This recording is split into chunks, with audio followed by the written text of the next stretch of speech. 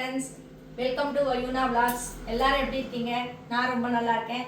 அப்புறம் என்னுடைய வீடியோஸ்க்கு தொடர்ந்து நீங்க சப்போர்ட் பண்றீங்க, ரொம்ப ரொம்ப தேங்க்ஸ். அதுக்கு அதோட ஒரு சின்ன ஹெல்ப், நீங்க சப்ஸ்கிரைப் பண்ணிட்டு பாத்தீங்கன்னா அது இன்னும் சந்தோஷமா இருக்கும். நீங்க சப்ஸ்கிரைப் பண்ணுவீங்கன்னு நம்புறேன். இன்னைக்கு ஒரு சைட் டிஷ், மஷ்ரூம்ல ஒரு கிரேவி மாதிரி, கிரேவியும் கிடையாது, செமி கிரேவி. அதை நீங்க ட்ரையாவும் அதை தொட்டுன்னு சாப்பிடலாம். இதுல வேணும், இதுல உங்களுக்கு லிக்விடாவும் இருக்கணும்னா கொஞ்சம் அதுல தண்ணி விட்டு நீங்க இன்னும் லிக்விட் பண்ணிக்கலாம். ஃபர்ஸ்ட் அதுக்கு என்னென்ன தேவைங்கிறத நான் சொல்லிடுறேன், அதுக்கப்புறம் எப்படி பண்ணலாம்னு பார்க்கலாம்.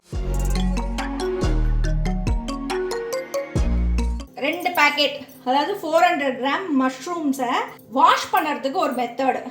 ரன்னிங் வாட்டரில் அப்படியே ஓப்பன் பண்ணிவிட்டு நல்லா, ஏன்னா இதில் ஃபுல்லாக மண் இருக்கும், அதனால் நல்லா ஃபுல்லாக வாஷ் பண்ணிவிட்டு அதை மாதிரி பண்ணலாம், ஒரு மெத்தடு. ரெண்டாவது பார்த்தீங்கன்னா மாவு இருக்குது பார்த்தீங்களா, அரிசி மாவை வந்து வெறும் ட்ரை மஷ்ரூம் மேலே அரிசி மாவை போட்டுட்டு அப்படியே கையால் பிசைஞ்சிட்டு டஸ்ட் பண்ணினீங்கன்னா அதில் இருக்கிற மண்ணும் போயிடும். எப்படி வேணால் நீங்கள் வாஷ் பண்ணிக்கோங்க, உங்களுக்கு எது சௌரியமோ அதுபடி நீங்கள் வாஷ் பண்ணி 2 பேக்கெட் மஷ்ரூம் எடுத்திருக்கேன் நான் இந்த ரெசிபிக்கு. ஃபஸ்ட்டு இந்த மஷ்ரூமை வந்து ஃப்ரை பண்ணிக்கணும். அந்த ஃப்ரை பண்ணுறதுக்கு இந்த எத்தனை ஸ்பூன் வச்சுருக்கேன் அப்படின்னா, எக்ஸாக்டாக ஸ்பூனில் சொல்லணும் அப்படின்னா 3 ஸ்பூன் வச்சுருக்கேன். 3 ஸ்பூன் கடலை மாவு இதை போட்டுன்றேன். அது மேலே 2 ஸ்பூன் அரிசி மாவு, 2 ஸ்பூன் கார்ன்ஃப்ளவர் மாவு, அதுக்கு தேவையான உப்பு,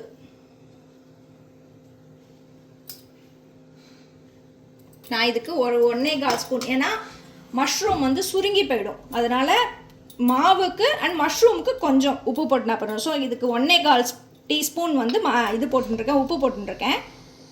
கொஞ்சமாக மஞ்சள் பொடி, காரப்பொடி.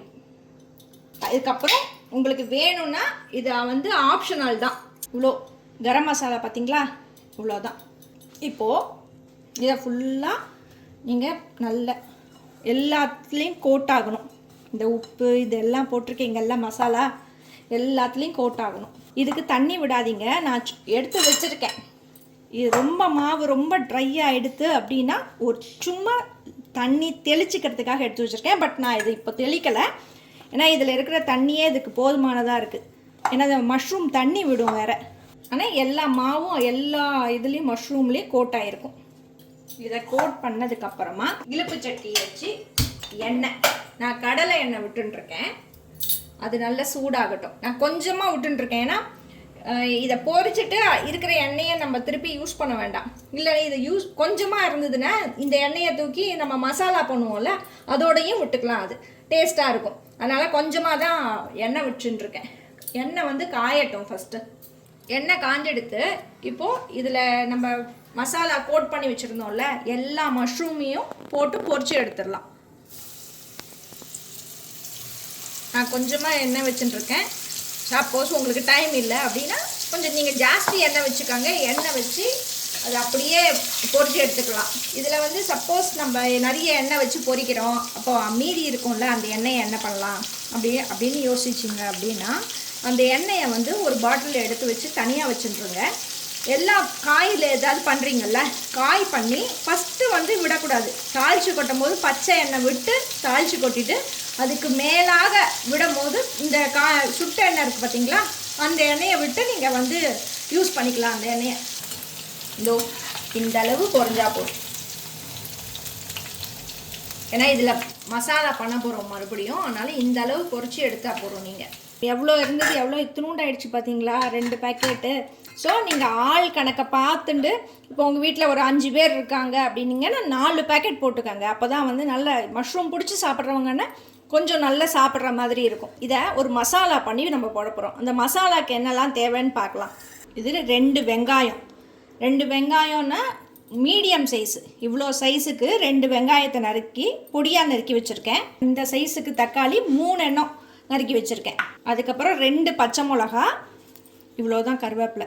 மஷ்ரூமை வந்து இந்தியன் டச்சில் பண்ணி சாப்பிட்டோம்னா ரொம்ப டேஸ்ட்டாக இருக்கும். 3/4 ஸ்பூன் வந்து இஞ்சி பூண்டு பேஸ்ட், அப்புறம் உப்பு, மஞ்சள் பொடி, காரப்பொடி, தனியா பொடி, ஜீரகப்பொடி, கொஞ்சம் கரம் மசாலா, மெயினாக மிளகு பொடி.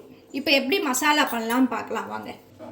நான் சொன்னேன்ல இந்த எண்ணெயை வச்சு பொரிக்கிற எண்ணெயை வந்து வேஸ்ட் பண்ண வேண்டாம்னு பார்த்தீங்களா, நான் கொஞ்சமாக விட்டுட்டேன், அதுலேயே இத்தினோண்டு மிச்சம் இருக்குது. இதில் நான் வந்து நெய் விட்டுக்கிறேன். நெய் வேண்டாங்கிறவங்க இன்னும் கொஞ்சம் எண்ணெயே விட்டுக்காங்க. 2 ஸ்பூன் நெய் விட்டுருக்கேன். அது காயட்டும். கொஞ்சம் காஞ்சதுக்கு அப்புறமா வந்து வெங்காயம் 2 வெங்காயம் வச்சுருக்கோம் இல்லையா, அதை வந்து பொடிசாக நறுக்கி வச்சுனதை போட்டு வதக்கிடுங்க. வெங்காயம் வந்து எப்படி வதங்கணும் அப்படின்னா, முக்கால் பதம் வதங்கணும். கொஞ்சம் ரொம்ப ஃப்ரையும் ஆகிடக்கூடாது, கொஞ்சம் முக்கால் பதம் வதங்கணும்.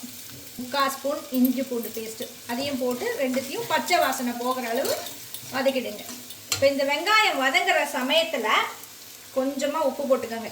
ஏன்னா இப்போ நீங்கள் மஷ்ரூமுக்கு போட்டு ஃப்ரை பண்ணியிருப்பீங்க, அதில் உப்பு சரி பார்த்துக்கோங்க. சப்போஸ் அதில் உப்பு ஜாஸ்தியாக இருக்குது அப்படின்னா இதில் கம்மியாக போட்டுனா போகிறோம். இல்லை உப்பு அதில் கம்மியாக தான் இருக்குன்னா அதுக்கு தேவையான அளவு போட்டுக்கோங்க. இவ்வளோதான் இது வதங்கிறதுக்கு. அடுப்பை கொஞ்சம் பெருசு பண்ணிவிடுங்க. நான் வந்து இரும்பு இழுப்பு சட்டியில் பண்ணுறேன், நீங்கள் எந்த இழுப்பு சட்டினாலும் பண்ணலாம். இஞ்சி பூண்டு இருக்கு இல்லையா, இஞ்சி பூண்டு போட்டோம் இல்லையா, அதோட பச்சை வாசனை போகணும். அதுக்கேற்ற மாதிரி வதக்கின்றங்க. அது வரையும் நல்லா வதங்கட்டும். இதோ இஞ்சி பூண்டோட பச்சை வாசனையும் போயிடுத்து, முக்கால் பதம் வெங்காயமும் வதங்கிடுது. இதுக்கப்புறமா வந்து பச்சை மிளகா, கருவேப்பிலை 2 பச்சை மிளகா எடுத்து நறுக்கியிருக்கேன், பொடியாக நறுக்கியிருக்கேன். பச்சை மிளகா கருவேப்பிலையை போட்டுன்னு அதோடு சேர்த்து போட்டு வதக்கிடுங்க.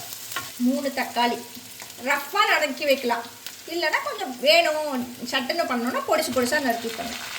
ஏன்னா உப்பு போட்டிருக்கோங்கிறதுனால நிமிஷமாக வதங்கிடும்.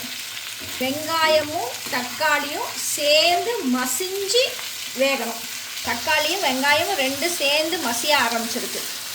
இந்த ஸ்டேஜில் வந்து தேவையான உப்பு, மஞ்சள் பொடி, காரப்பொடி எல்லாம் போட்டுக்கலாம். மஞ்சள் பொடி 1/4 ஸ்பூன், காரப்பொடி உங்களுக்கு காரத்துக்கு தகுந்த மாதிரி கொஞ்சம் பாருங்கள், இதில் இவ்வளோதான் எடுத்திருக்கேன் டீஸ்பூனில்.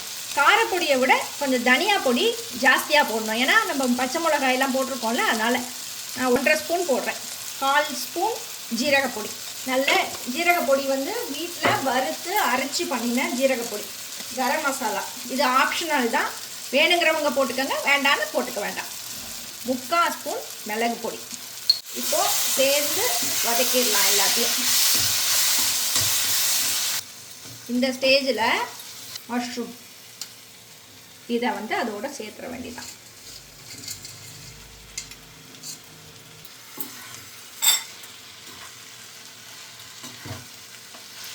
இதை சேர்த்துட்டு இந்த ஸ்டேஜில் அரைச்சிடுங்க. இன்னொரு கேஸில் தவா வச்சுக்கோங்க, இரும்பு கல் காஞ்செடுத்து இப்போது இதில் 1 ஸ்பூன் நெய் நல்லா காஞ்செடுத்து நம்ம வதக்கினோம்ல இழுப்பு சட்டியில், அதை வந்து ஃபுல்லாக தவாவில் போட்டுங்க. இது வந்து லென்த்தி ப்ராசஸ். சப்போஸ் இது எல்லாம் வேண்டாம் அப்படின்னு நினைக்கிறவங்க வந்து, இந்த ஸ்மோக்கி ஸ்மெல் வேண்டாம் அப்படின்னு நினைக்கிறவங்க இந்த இழுப்பு சட்டியிலேயே போட்டு இன்னும் கொஞ்சம் நேரம் வதக்கிட்டு ஆஃப் பண்ணிடலாம். ஒரு டம்ளர் இங்கே பார்த்தீங்களா, இந்த மாதிரி டம்ளரை எடுத்துட்டு கை பார்த்துக்கங்க, சூடு சிம்மில் வச்சுக்கோங்க. அடுப்பை மட்டும் அடுப்பில் சிம்மில் வச்சுட்டு அந்த மஷ்ரூம் எல்லாம் கட் ஆகும். இதில் இது வந்து எப்படின்னா ஒரு மாதிரி டேஸ்ட் எப்படி இருக்கும் அப்படின்னா, எல்லா மஷ்ரூமும் ஸ்மோக்கியாக இருக்கும், ஏன்னா ஃப்ரை பண்ணியிருக்கோம். இந்த இரும்பு இழுப்பு சட்டியில் போடும்போது அந்த இரும்போட ஸ்மெல்லு எல்லாம் கலந்து வரும். மஷ்ரூம் பிடிக்கிறவங்களுக்கும் வந்து இது ரொம்ப டேஸ்ட்டாக இருக்கும். இதை நீங்கள் தோசைக்கு, சப்பாத்திக்கு, ஈவன் பூரிக்கெலாம் கூட நல்லாயிருக்கும் இது சாப்பிட்றதுக்கு. அவ்வளோதான், எல்லா மஷ்ரூமும் வந்து இந்த மசாலாவோட சேர்ந்துருது. எல்லாம் அப்படி குட்டி குட்டியாக கட் ஆகணும். எல்லாம் கட் ஆகிடுது, தெரியுறதா? குட்டி குட்டியாக கட் ஆகிடும். அதுக்கு தான் இது மாதிரி பண்ணுறது. இல்லை எனக்கு வந்து டம்ளரை வச்சு பண்ண முடியல அப்படின்னா கரண்டி வச்சுக்கோங்க. சூடு வந்து என்னால் இது பண்ண முடியல அப்படின்னு நீங்கள் நினச்சிங்கன்னா இந்த மாதிரி கரண்டி வச்சு கூட இந்த மாதிரி பண்ணிடலாம்.